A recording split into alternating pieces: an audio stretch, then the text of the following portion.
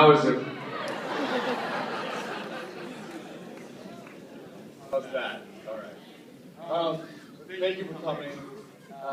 It is not, I'm Jess Cagle from Entertainment Weekly. It is not often that you see a movie that makes you go, wow, that moves you, that is so original and so unique and so technologically advanced that you really do feel that, in fact, you have seen something that you've never seen before. So to everybody here who worked on the movie, and you will meet a couple of them in a second, I want to say congratulations and thank you. That was amazing.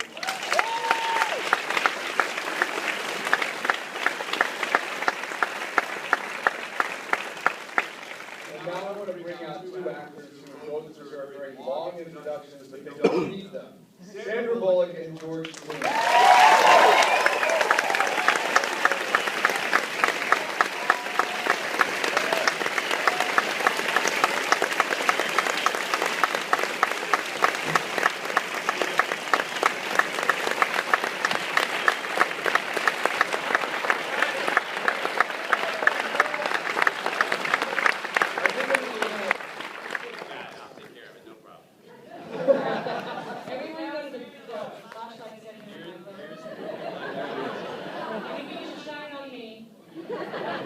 Before you take the photos, I'd appreciate it. Here you go. Ready? Everyone else.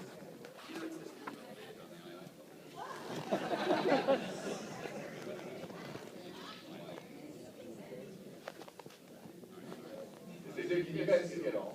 No. Is it possible to bring the lights up a little bit? Yeah, maybe they'll bring the house lights up. Can you hear us? We can hear it. Let's give it 1 second to bring the lights up. In the meantime, I don't know what. What's been going on today? You know, a little this, a little that. Had a nice lunch. Okay. Did they turn the lights on for people to leave? There's a light issue. It might be figured out, but we're going to go ahead and begin.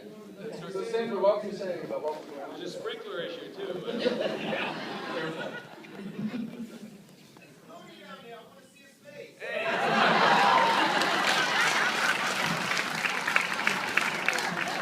Thank you, Uncle George. So Sandra, what's going on today? Got up, had a nice breakfast, watched the news. Things are not good in the government. So everyone just stop paying your taxes, because obviously they can shut down. We're allowed to shut down. But other than that, I wanted to start out by talking about the scenes that the two of you had together. First of all, Sandra, the scene? Yeah, a couple of times, a surprising one. Sandra, you had been working kind of alone for a very long time before George joined in for his 3 weeks on the set. So you must have been happy to see him. I was very happy to see him. Yeah. Yes, it was very lonely before Josh.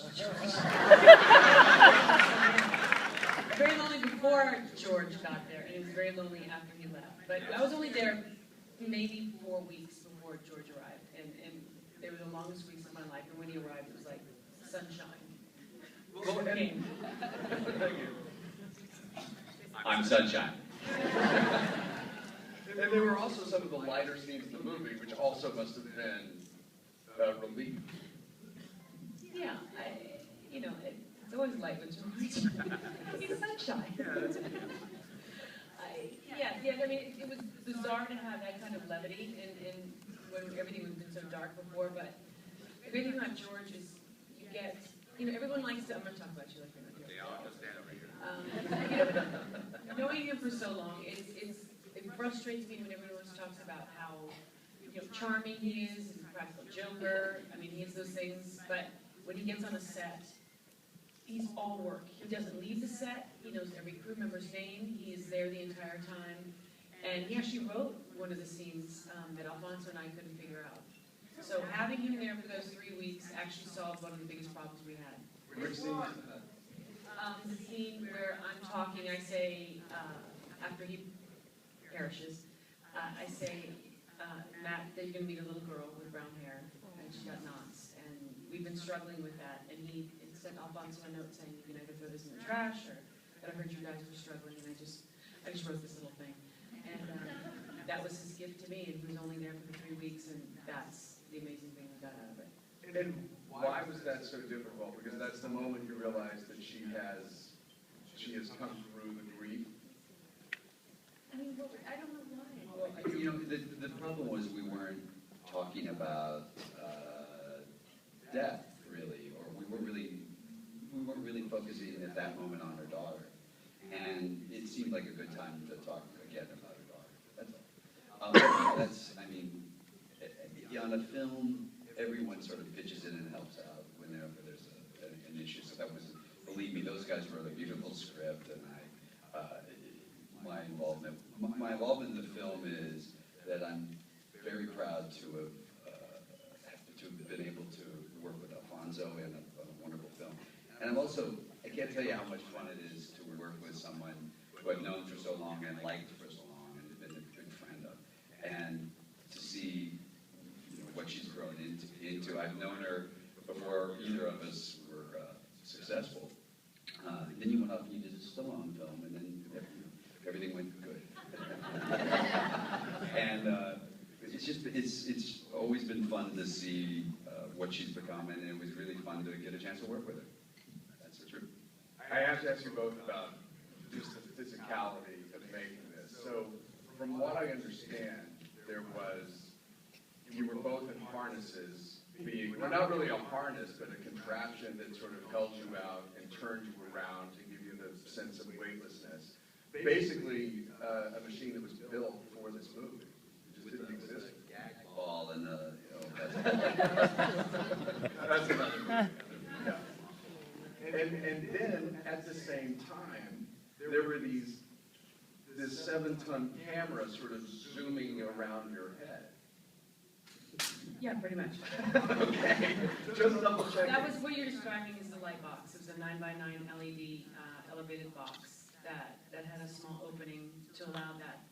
It was the arm that made the cars in Detroit, and it had the cameras. Sort of, it was able to rotate and simulate, you know, the weightlessness, the upside down factor of being in 0G. And we were locked from the waist down, and we had to simulate everything from the waist up. But then there was also the 12-wire system. There was this weird hydraulic arm chair that we had. It was like something that should be in 50 Shades of Grey. When you look back, you go, this could be dual purpose. But more gray, unfortunately.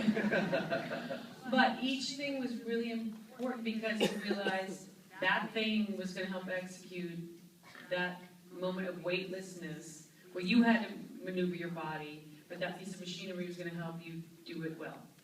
And how much, you know, you have to understand, like, when I got there, they figured out how to do this. And I got onto the set, and Sandy is speaking quickly and moving slowly. And I can't tell you what a discipline that is. To sit there and, you know, it's like this, you know, she's like, and I was like, what are you doing? She's like, we're in space. You have to move slowly. I hadn't thought about that. But it was also, while you were acting weightless and being moved around, also each, you know, even a 6-inch movement of the hand really had to be choreographed. It was such a mathematical equation how this was shot. They would start you in the middle of one line. They'd say, we're going to start with 22 AZ, and we're going to end up at 23, you know, beta kappa. And that was in the middle of one line, and then the end of another line, and your hand had to start exactly the right point and end at the exact point that they told you to end. So that's basically a line reading for your body. So the whole thing was line readings physically, but you emotionally had to always keep things organic and real and unexpected. And how many hours a day would you be strapped up into that contraption? All day? I mean, all day, you got a break. Did you basically not drink water for 3 And months? I was, yeah. They go, do you want an iced latte? You're like, no. It's going to require 30 minutes to get out, 10 minutes to go to the bathroom, another 30 minutes to get in, and then you're just going to dread it all over again. So you just steered away from the breakfast coffee. And how much did I don't think either of you has ever done a 3D film. Batman and Robin, in some ways, was 3D. I had nipples on that thing.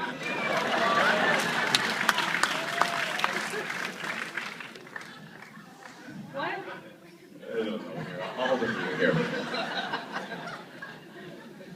So Well, those were nice. did that complicate things? Were you aware of the 3D technology? Was that a huge component of each day on the set, or no?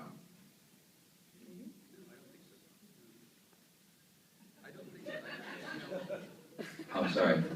Wait. I didn't. I mean, that wasn't really something that you paid attention to, really. I mean, there's this giant machine that comes flying at you at 30 miles an hour and stops this close to your face, and you're bolted in and you can't move. And the only thing between you and that machine literally taking your head off are like 15 computer geeks up there like going, and you're, you got this down, right? And they're like, yeah, okay. So you weren't really concerned with 3D at that point, you know? The Alfonso Cuarón, it was clearly a difficult, arduous sort of shoot. Is he the kind of director who keeps you calm, comes up and whispers sweet nothings in your ear? Does he yell at you to finally get that hand movement right? No, he's the most calm, most centered individual I've ever worked with who is directing the film. I never worked with George, you might be that way, but he is all of the above, and he had every reason not to be because of the pressures of this technology working or not working. The studio had no idea what they were financing, and they did it all on faith based on his work and the script. There was never a moment that I experienced, did you, where he ever showed cracks in the pressure and never raised his voice. We had these earwigs, and everything was silent to us once they locked us in, which was actually a benefit. And it was the only way to do it. So the people who came out and told you you had to do the scene again and put your hands here and there were usually the best people, because they would come up with their little, iPad and go, Cindy, did you see where your hand starts? And you just, your hand, you can just hold on. She's so much right now, but I can't do anything about it. But he never once ever showed the pressures that he was under. He was under tremendous pressure. As actors, would you eventually, besides the lines, these hand movements and all of this intricate choreography, would you just sort of have that imprinted on your mind so then you could actually start the performance? I don't understand the question. How did you perform? I know when you're... No, With all of that going on, I don't understand how you hold it in your head. Well, it's a tricky thing. Obviously, I had it a lot easier than Sandy because I didn't have to play through the emotional ranges that she did, and I didn't have to work on the film. So when I got to see the film, which the first time I saw it was at the Venice Film Festival, I was as thrilled as the audience members watching what Sandy was able to do, knowing all of the technical things that she had to overcome. I couldn't believe it. I was watching it, I thought, man, you put together this wonderful performance while doing all of these exact, precise moments that no one will ever know or appreciate. So it was fun. For her, it was not so fun. Did it take a long time? Did it take a lot of takes? I think once I realized that, because I was fighting, I couldn't figure it out, and 6 seconds to start and to end the sequence, and I was just like, this is so not conducive to doing anything real or organic. And then Alfonso had all this music, and I started taking bits and pieces of the music and creating my own soundtrack, and I would have them play it back in my earwaves, so I could choreograph myself musically to a piece of music that reminded me of that moment or that emotion or that feeling. So my body just started taking over, and it literally felt like I had my lower body disassociated itself with my head and the emotional life. And you just, after a while, just did it. Like, don't explain it. You can't explain it to me because I'll get frustrated. But musically, you just, once you figured out what the count was, you did it a couple times, it just became somewhat second nature. And what was the music? Oh, I mean, he had... Held by Meatloaf. By the way, the music in the movie is amazing. By this guy, Stephen Price, who was called in to do a test score. And then he was so good that basically Alfonso just kept it. And one thing that Alfonso said to him was absolutely no percussions. And that's usually what people rely on in an action or drama sequence, like percussions. He said absolutely no percussions. Think about how this film is shown. You know, there aren't any sounds in space, so your sound effects are the score. That's it. That's what's telling you what's going on. And there aren't any percussions either, so it's just this insane score. It's so impressive what he's done. And how long did you actually shoot? I know, George, you were on for about 3 weeks. I was there for, I guess, 4.5 weeks the first time, and then we went back for like 3 weeks, 2 weeks the next time. Yeah, I was shot for about 3 months, and the rehearsals were like 3 weeks beforehand. And then came back again a year later and finished up. The technology had to catch up. It was the most amazing thing. They were shooting things going, well, you know, Alfonso was like, well, we don't have the technology yet. But next year, he's going to be very good. I think Alfonso was also bothered that your impression of him was Cuban rather than Mexican. That's all Sandy and I do is like go bad Tony Montana all the time, hanging from wires, and Sandy's like, okay, chief.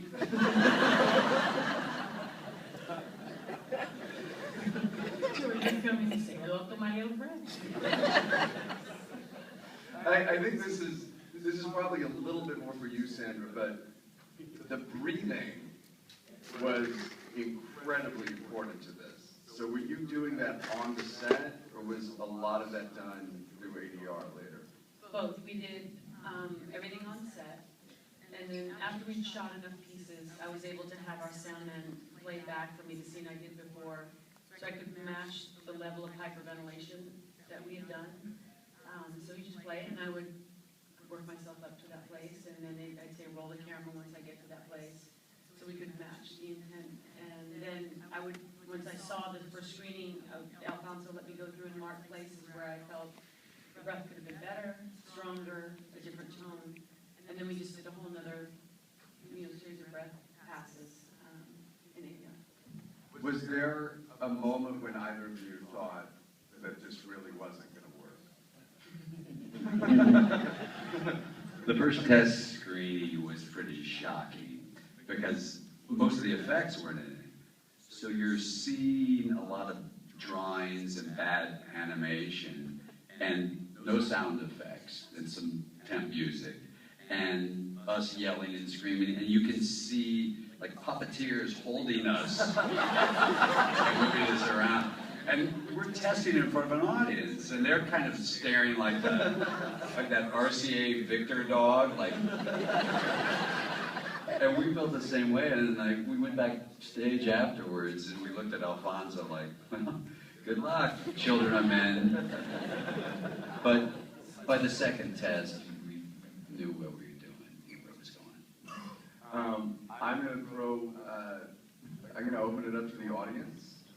If I don't know if there's a microphone or if people would just shout. So, yeah, you can have mine. Here you go. Yes, here you go. What's your name, sir? Hi, I'm Martin.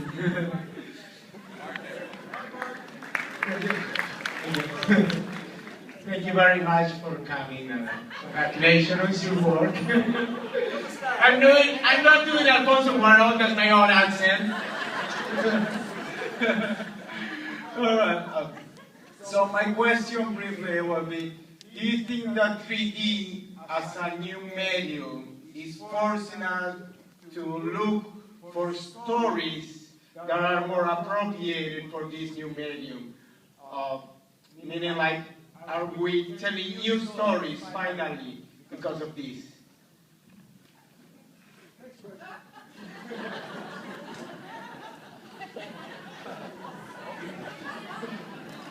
Here. When? Okay. That's a really good question. I'm sure one motivates the other. You know, in this case, Alfonso and his imagination forced technology to catch up with him, and I think once this technology is seen, it will excite people to think outside of the box, think outside of the realm where they were allowed to think before. I think definitely, you know, once I saw this, I thought, I had no idea that this is what it was going to do. And I got excited about filmmaking on an emotional level, not just technological level. Thank you, Sandy. No, you know, I think the great thing about this film is it is an argument for coming to a theater and seeing it on a big screen. We're changing all of these modes. And so that's what this film does, is it creates that world again. There's a lot of 3D that I don't understand why you're doing it in 3D, you know. This makes sense.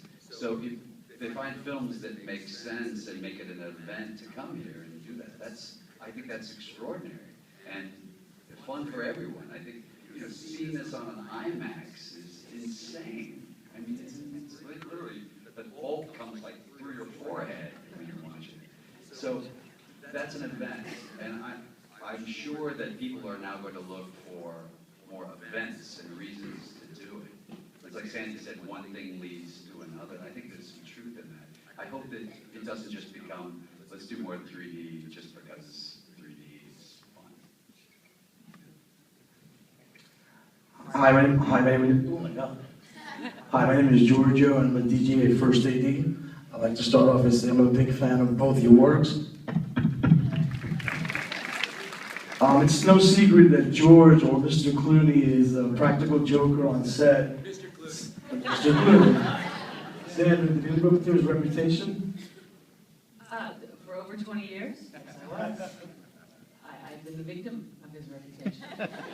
But in our old age, we've called a truce.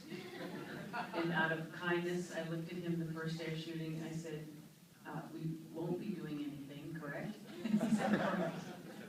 I just didn't want to have to get a different energy, have to retaliate, which I would have spent my entire 3 months there planning the best retaliation, getting the work done. So, again. We were tired. We were tired. I had an editing bay on the soundstage, and I was editing Ides of March while we were doing it. So we were really, like, all of us were really busy. So part of it was that we didn't have time to be rotten to each other. Now we do.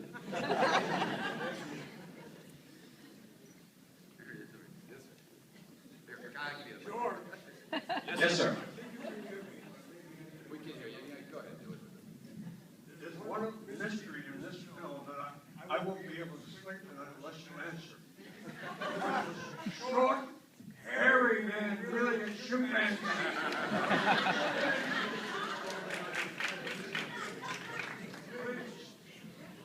I don't want to tell you who it was. No, it was a chimpanzee. That's the truth about it. And I like that question. All right, who's next? Hi, up here. Sorry. Every scene was so visually stunning to me, but the ones where you're all out just floating in space and nothing but space around you, how much of that was, this is so weird. So, it's the echo of outer space. It's weird to hear you say that.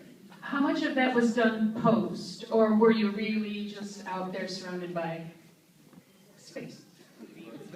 We were in space. We did over the last 2 weeks, the second unit shooting the ISS. One of the draft shooting, but Alfonso draft looking good. And I know he had some good shots of George. But that reminds me of one of the machines that we haven't talked about. Did you do the MOA? There was a whole other machine where you sat down and you were surrounded by a bank of cameras, like thousands of cameras, and they sprayed you with this paint, glow-in-the-dark paint that a special makeup artist had to apply, and each dot had to be accounted for, and you had to reenact the entire film, sitting down, emotionally at all those levels, just in case there was a shot that they wanted where you were tiny, tiny in the distance, and they wanted to see your face. So, but they asked us to do the entire script, emotion to emotion, sitting there. So you had to reenact it, and again, in another torture chamber. But it helped you figure out if you really had a reservoir as an actor to draw from, because there was nothing but the cameras. But I think those scenes that we were drifting way, way far out might have been the most. Yeah, yeah, we weren't in space, we were just kidding. One last question for someone with strong lungs. Go. Hey, did you want to, You next. You probably couldn't hear her. We got She 2 more said- questions. One and one. You probably couldn't hear. She said how good looky we were up close. Thank you for that. What did you actually say? Oh, that's really what you said. Sorry, George. Oh, okay. Thank you, George. I just wanted to say thank you for such an excellent performance.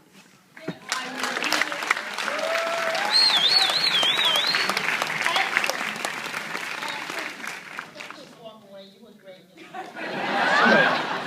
It's too late now.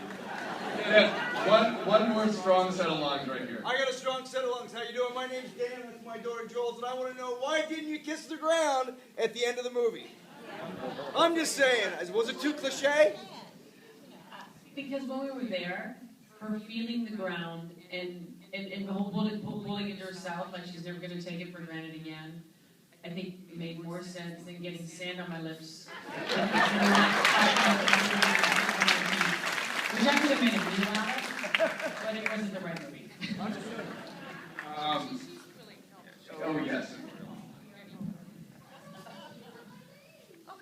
Sandy, you have one more question. Okay. Thank you so much. How did you physically train and prepare for the role? And obviously, every film that you do has an impact and can possibly change your life as a human. And I was really curious on how the story changed you. And how did you train physically as well? Because Sandy really did train, I'll leave it to her, because mostly I just drank. Which helped me float over. But Sandy, she really did. Okay, see, he says that. That's exactly what he didn't do. I know it makes you look cool, George, but he I mean, not that much. No, he didn't. He works harder than any human being I've ever met in this business, and that's why every moment that I got to work with him, even though it was short, it made me so happy that we've known each other that long, but I got to work with a director, a producer, a writer, an artist, and you knew it every second that mind was always going to make something better. And he would step back. If it meant this is going to make a better movie, I'll step back. And very few actors do that. And to have that opportunity with a friend was really amazing. And the process, you know, we can talk about how difficult it was because you want everyone to know how you suffered. We didn't suffer. We're making a movie. It was tricky. You have to train like an athlete. It was an amazing opportunity to work with someone that I admired for so long, and I never thought I would get that opportunity. I didn't want to work at that time, and I was prepared to say thank you, but no thank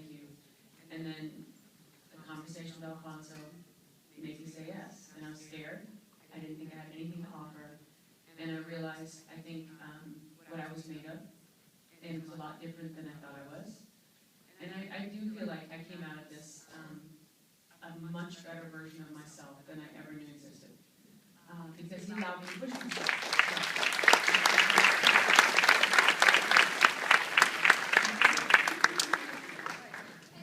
Yes, Sandy. I gotta ask you, what brand underwear do you wear?